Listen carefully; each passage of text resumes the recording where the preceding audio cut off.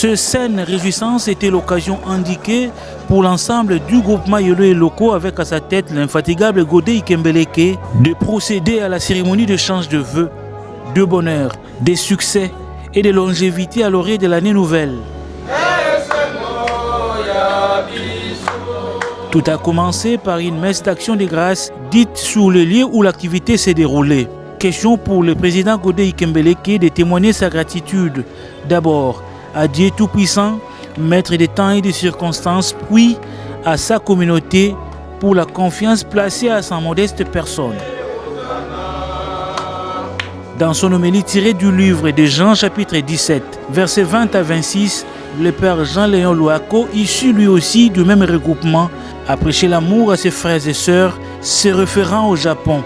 Jean-Léon Loako les a exhortés à faire preuve d'unité, se soutenant mutuellement en toutes circonstances pour l'intérêt de la nation congolaise. Après la messe des circonstances, vient la cérémonie proprement dite.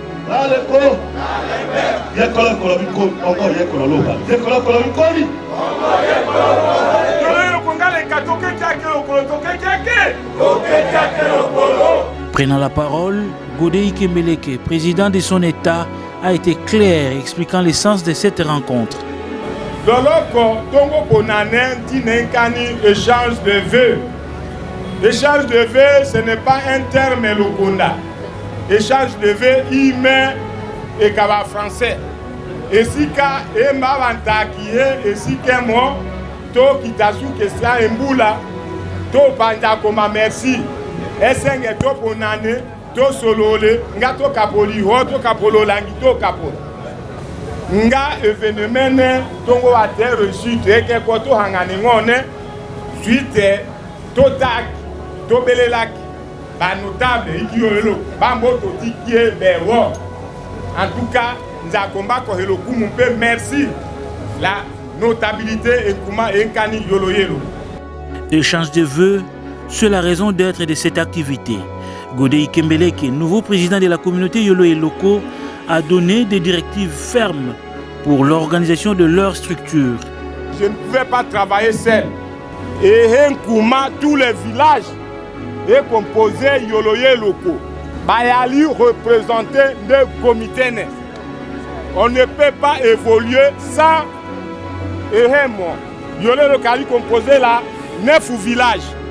Et puis, Toya qui ont décidé, tous les présidents du village d'office Bayali, membres et qui comité et qui Yoloyelo.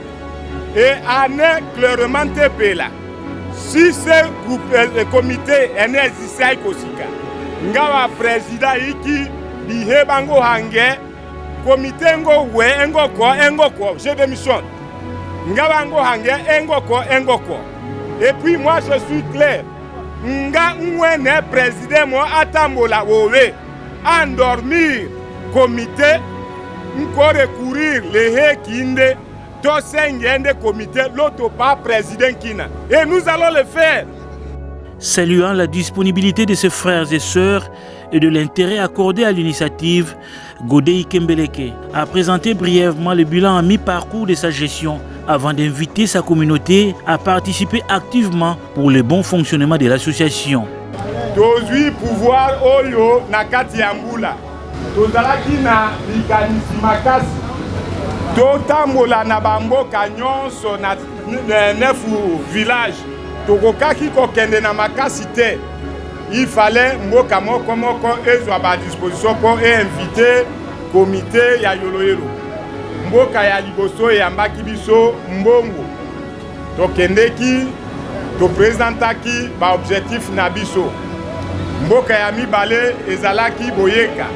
Tolobaki objectif na biso tokene na bamboka po to susciter village na village to la kisaye ke azali na ba droit pe na ba devoir vis-à-vis na comité ya Yoloyelo.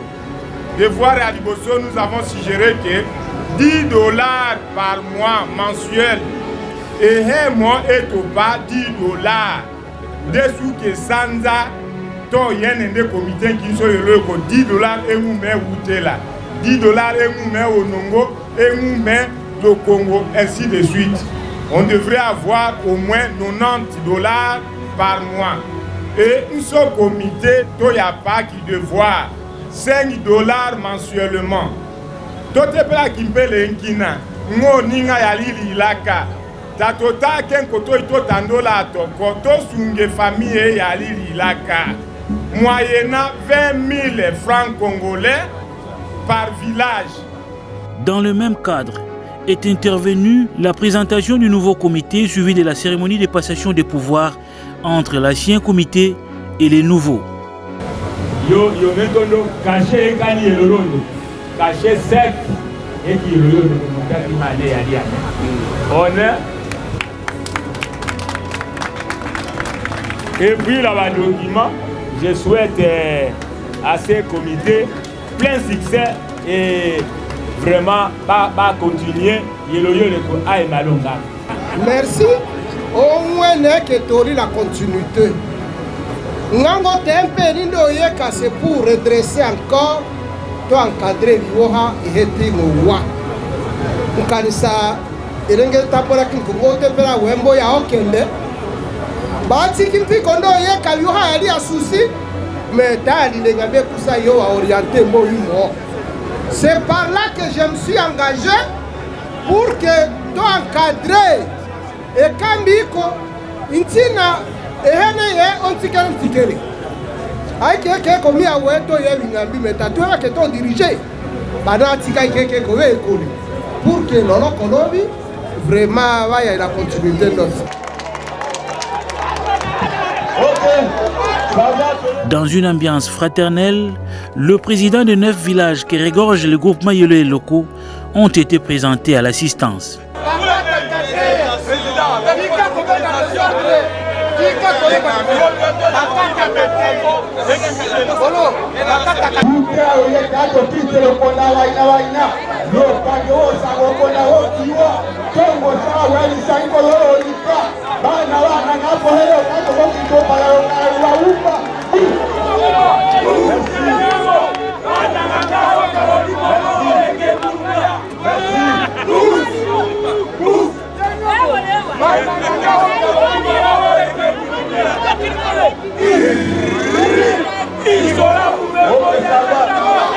Profitant de la circonstance, quelques membres se sont aussi exprimés.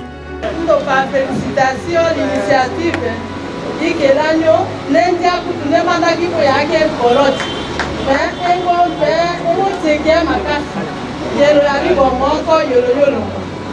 Nous continuons pour la n'india que l'agneau est initiative. Mais nous on de la bien nos 5 que nous avons dit là nous avons fini à faire la diaconie. Ramasser la vassango pour un année. Mais aller belé avec Kinshasa. Et a dit de voir les guignols et les guignols va aller amasser la sango, l'eau vende. Vous pouvez pas y aller locaux. Vous pouvez aller locaux là. Les alliés d'un groupement ont impositionné le phénomène à Matoko. Je veux être clair. Matoko tu es dans le bassin, mais il y a eu locaux. Là, le locaux là, Mataka pour les 200 000. Autre temps fort de la soirée aura été le sage conseil du patriarche Bernard Mbongolo à la communauté Yolo et locaux. Groupement Yolo et locaux, Ambo Kele échange de levé, Ngolo Père, merci, vous que la Nenga Yolo hier, donc Kenenga Enga Tebele, les Mimpengo Sepele, vous que la Nenga na Basokame, Bakele, mais toi avec la Kito Mbaba qui instruction que après 3 mois, Ngonga président Ikembeleke, Topé Yolo et locaux. A convocana Yolo locaux la réunion, a te rendre compte des conseils des notables. On a examiné que Ikembeleke sa lolote. Chaque année, il y a que le mandat 3 ans, une fois renouvelable. Nous avons mis Ikembeleke présidence et qui Yolo locaux. À ça la mouli isato. Nemboula qui isato, après qui se calme, à que la réunion. Ngi Kamingo Konde Yolo a aussi raté 3 mois après a yonde les rapports d'activité qui n'ont conseil des notables Ndoreni Wingambi to yen kina asa lolodi kina posa lolodi yengo Yengo, yengo, yengo. Oyake ngambio. Iseta kotokonda. Bonatawa tatampuba. Iseta kotokonda. Eye yengo.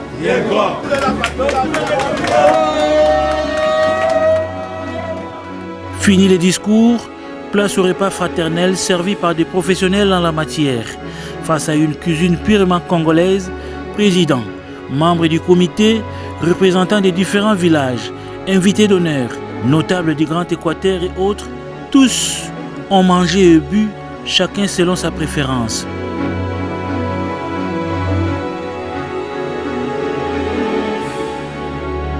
Il faut rappeler que le groupement Yoloye Loko regorge 9 villages en son sein, dont les représentants ont rehaussé de leur présence ce grand événement. Pour clôturer en beauté, quelques pas de danse ont été esquissés sous les rythmes traditionnels et Konda.